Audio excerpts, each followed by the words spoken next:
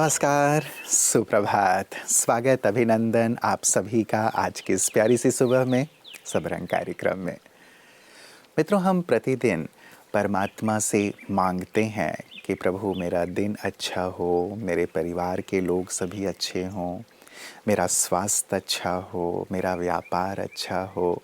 हम ये कामना हमेशा करते हैं, विघ्नों से मेरा जीवन मुक्त हो। आप कहेंगे ये प्रार्थना तो सभी करते ही हैं और ये कामना रखना तो अच्छी बात है। लेकिन क्या हमने कभी इस पर विचार किया है कि हमने ईश्वर से कभी ये मांगा हो कि ईश्वर, जो भी विपदाएं मेरे जीवन में आए उनसे निपटने की शक्ति मुझे प्रदान करना, औरों के जीवन में मैं खुशहाली ला सकूं, वो खुशी, वो आनंद मेरे अंदर भरना, औरों के कष्टों के समय मैं उनका संबल बन सकूं, उन्हें बल प्रदान कर सकूं। ऐसा बल, ऐसी शक्ति मुझे प्रदान करना। क्या कभी हमने ऐसा परमात्मा से कहा है? भगवान के साथ बैठें और उनके साथ बैठ करके ना इतनी शक्ति, इतनी शांति हम अपने अंदर भरें ताकि हम इतने सक्षम हो जाएं कि हम केवल अपने लिए याचना करने वाले ना हों, लेकिन हम औरों के जीवन में एक अच्छे फरिश्ते बन जाएं, उनके मददगार बन जाएं, उनके दुख दर्द को दूर करने वाले बन जाएं, उन्हें शक्ति देने वाले बन जाएं, है ना? परमात्मा को तब हम पे मुझे लगता है कि ज़्यादा नाज होगा कि संसार, मेरे जो बच्चे हैं उन सबको मदद करने वाला मेरा ये फरिश्ता बच्चा है जो मुझसे बल लेता है, शक्ति लेता है और सभी को प्रदान करता है। मित्रों, एक कदम हम ऊपर उठें, अपने से ऊपर संसार की ओर दाता बने और संसार को देने वाले बन जाएं। और इसमें परमात्मा हमेशा हमारे साथ हैं, वो तो हमें देते ही हैं, बस हम उनसे क्या ले रहे हैं उस पर हमें ध्यान देना है और औरों के एक सहायक बन जाना है, संबल बन जाना है। तो आइए आज की सुंदर इसी बात के साथ चलते हैं आज के अपने सुंदर विचार की ओर। हवाओं पर भरोसा मत रख, चट्टानें हवा का रुख बदल देती हैं। अपने पंखों पर भरोसा रख, पंखों की शक्ति ही हमारे जीवन को बदल सकती है। जीवन के अंदर जब हवाएं चलती हैं, यानी कि कोई समस्या आती है, तो हमारा मन भी उसी प्रकार से कई प्रकार की समस्याओं में उलझ जाता है।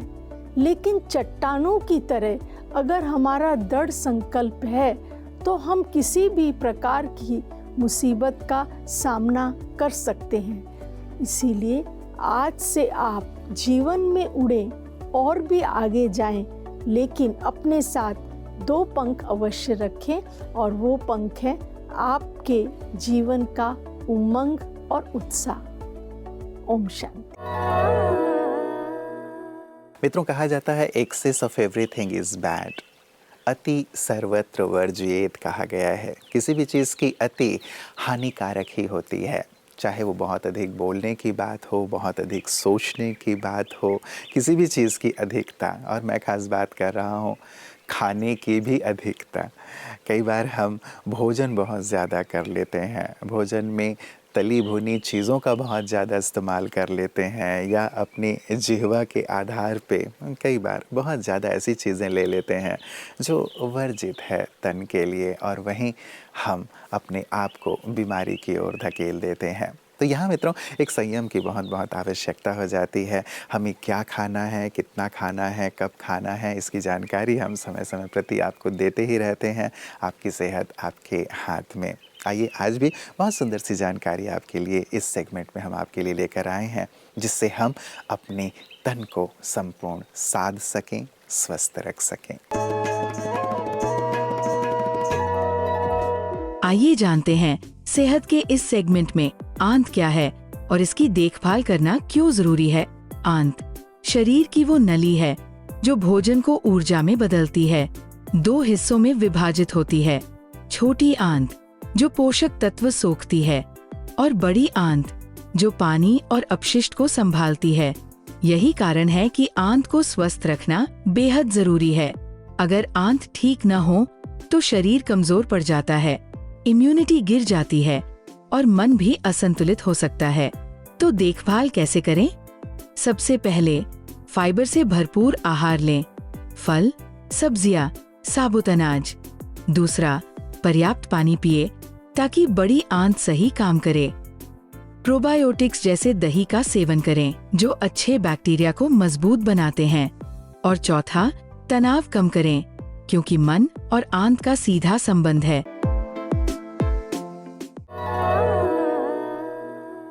मित्रों, कहा जाता है कि श्रेय मिले या ना मिले, लेकिन आप अपना सर्वश्रेष्ठ देते रहें, क्योंकि जो निस्वार्थ भाव से अपना सर्वश्रेष्ठ देता रहता है, प्रकृति और परमात्मा भी उसे सर्वश्रेष्ठ प्रदान करते हैं, उसे सर्वश्रेष्ठ स्थिति तक अवश्य ले जाते हैं। तो कहा भी जाता है ना कि कोई आपको देख रहा है या नहीं देख रहा है, लेकिन आप स्वयं को देख रहे हैं और परमात्मा आपको देख रहा है। इसीलिए भगवान देख रहे हैं और कोई देखे या ना देखे, इस भाव से यदि आप सर्वश्रेष्ठ करते रहते हैं, अपना बेस्ट देते रहते हैं और निस्वार्थ भाव से करते रहते हैं, तो उसका फल अवश्य ही प्राप्त होता है। तो मित्रों, किसी को दिखाने के लिए नहीं, लेकिन अपना बेस्ट देने के लिए और बेस्ट बनने के लिए हम कार्य किया करें, क्योंकि कई बार श्रेय मिलता है, कई बार नहीं मिलता। और जब श्रेय नहीं मिलता तो कई बार हम निराश हो जाते हैं कि मैं इतना करता हूँ, कोई और दूसरा उसकी जो क्या कहें जो सफलता का श्रेय है वो ले जाता है। लेकिन ऐसा कतई नहीं है। ऊपर वाला देखता है और वो अपने समय पर हमें अपना सर्वश्रेष्ठ देता है। इसलिए आप भी अपना सर्वश्रेष्ठ अवश्य देते रहें। आप जो ब्रह्मा कुमारीज के परिसर में आए, प्रयागराज में हमारा ब्रह्मा कुमारीज का स्वर्णिम भारत ज्ञान कुंभ का जो परिसर बना हुआ है, आपने इसमें प्रवेश किया। इसमें हमारे कई सारे दर्शन के स्थल बनाए गए हैं, आपने इनको देखा भी है। अभी आप इसके बारे में बताना चाहेंगे, आपने कैसा अनुभव किया इसमें? सब प्रथम तो मैं ब्रह्मा कुमारी के इस मिशन को साधुवाद देता हूँ जी। कि जो बात शास्त्रार्थ करके, जो बात वेदों का, शास्त्रों का अध्ययन करके, अभ्यास करके जो सहज में अगर नहीं हम उसको अनुभूति कर पाते हैं, तो इस दृश्य को, जो कि अज्ञान तो बालक स्वरूप होता है, तो एक अज्ञानी वृद्ध व्यक्ति भी बालक ही कहा जाएगा। तो बालक बुद्धि जो भी है, अज्ञानी, जो चाहे उम्र उसका अवस्था जो भी हो, लेकिन एक बालक व्यक्ति को इस दृश्य के व चित्र के माध्यम से सहज में ही उसको ज्ञान की प्राप्ति हो जाएगी और अच्छे बुरे का उसको बहुत सरल तरीके से उसको ज्ञान हो जाएगा। ये इससे मैं बहुत प्रभावित हुआ। जी जी। बाकी जो हमारा सारा प्रदर्शनी का बनाया हुआ है, कहीं पर कलयुग रूपी जंगल दिखाया है, बीच में संगम युग दिखाया, आगे सतयुग का नजारा दिखाया और उसके आगे बहुत सुंदर ग्राम को उत्थान करने वाला जो नजारा दिखाया गया है, आपने इन सारे का अवलोकन किया है। आप 2 शब्दों में इनके बारे में बताएंगे? इस देश को देखकर कैसा लग रहा है कि हम कहाँ थे और कहाँ भटक गए जी। और हम फिर कैसे पुनः वहां स्वर्ण काल में जा सकते हैं जी। और हमें इस जो तामस जो है, इसे हम रजो में, और रजो से फिर कैसे सतोगुण में जा करके हम उस जहां से हम आए हैं फिर पुनः उस स्वर्णिम युग की अवस्था को कैसे प्राप्त कर सकते हैं। किन किन वृत्तियों को हमें त्यागना पड़ेगा और हमारी आत्मा और मन ध्यान कहाँ लगाना पड़ेगा, और कर्म को और इस संसार के जो पर्यावरण है, जो हमारा खान पान रहन सहन है, इसको कैसे हम शुद्ध करेंगे, कैसे इसको ज्यादा सात्विक इसमें लाएंगे। मित्रों, बात सर्वश्रेष्ठ की निकली तो एक बात इसी से जुड़ी हुई और याद आ गई। किसी ने कहा है कि मैं श्रेष्ठ हूँ, ये भाव रखना बहुत अच्छी बात है, लेकिन मैं ही श्रेष्ठ हूँ ये भाव रखना अहंकार है। इसमें बहुत ही सूक्ष्म अंतर है मित्रों। मैं श्रेष्ठ हूँ ये हमारे अंदर के आत्मविश्वास को, हमारे आत्मसम्मान को जागृत करता है, क्योंकि सचमुच हम ईश्वर की रचना है, ईश्वर की कृति हैं, तो हम श्रेष्ठ हैं। हमारे जैसा और कोई है ही नहीं पूरे संसार में। ना मेरा थंब प्रिंट किसी से मिलता है, ना मेरे बाल किसी से मिलते हैं, तो फिर मैं तो यूनिक हुआ ही ना, तो मैं यूनिक हूँ, इस भाव से रह कर के अपना बेस्ट हमें करना है। लेकिन मैं ही श्रेष्ठ हूँ, हमें इस भाव से अपने आप को दूर रखना है, क्योंकि ये जो भाव है ये हमें पतन की ओर ले जाता है, और जो प्रथम भाव है, श्रेष्ठ भाव है, वो हमें शिखर की ओर लिए चलता है। तो आप शिखर की ओर चलते रहें, यही हमारी मंगल कामना रहती है। और इसी भाव के साथ कि आप शिखर की ओर चलें, चलिए चलते हैं अगले सेगमेंट की ओर। कई बार मन में उलझन उत्पन्न हो जाता है कि मैं पाप करना नहीं चाहता हूँ लेकिन पाप हो जाता है, पुण्य करना चाहता हूँ लेकिन कर नहीं पाता। हर किसी को पुण्य का फल चाहिए लेकिन पाप के रास्ते में क्यों चलते हैं? इन सब गलत चीजों का या पाप कर्मों का मूल कहाँ है? हम कहते हैं हर गलत कर्मों का अलग अलग कारण हो सकते हैं, लेकिन इन सभी कारणों का मूल तो एक ही है। वो मूल है मनुष्य के अपने स्वधर्म से भटकना या परधर्म के तरफ प्रभावित होना। परधर्म माना देह के अभिमान वश मानव मन में जो बहुत सारे विकारी अवगुण आसुरी गुण उत्पन्न हो जाते हैं, जिसके लिए गीता कहती है ये मानव मन के आसुरी संपदा है। तो इन आसुरी संपदाओं के कारण मनुष्य आत्माएं नहीं जानते हुए या नहीं चाहते हुए भी अपराध की ओर बढ़ जाते हैं। आज दुनिया में इतना सारा अपराध है, इसका कारण है मनुष्य मन के अपराध बोध ना होना। दूसरा, अपराध बोध होते हुए भी अवगुणों पर नियंत्रण नहीं कर पाना।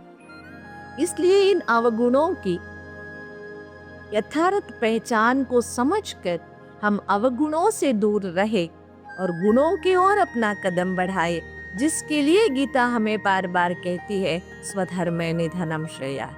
स्व के धर्म में, स्व माना में आत्मा, आत्मा के मूल धर्म या आत्मा के मूल स्वभाव, आत्मा के मूल स्वरूप में स्थित होने के लिए हमें सदैव तत्पर रहना है, और इसी से ही मानव जीवन की भलाई है।